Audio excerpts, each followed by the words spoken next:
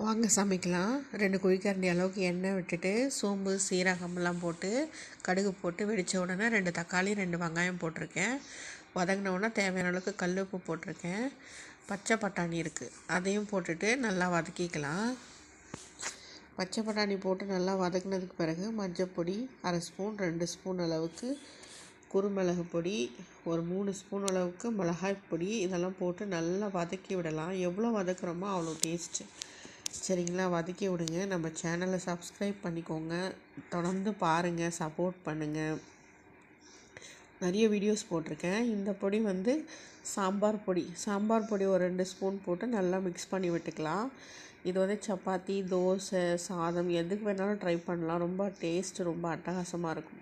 முங்குற அளவுக்கு தண்ணி விட்டு வேக வச்சுட்டு மூடி வச்சுட்டு அப்புறமா இறக்குனா குழம்பு ரெடி.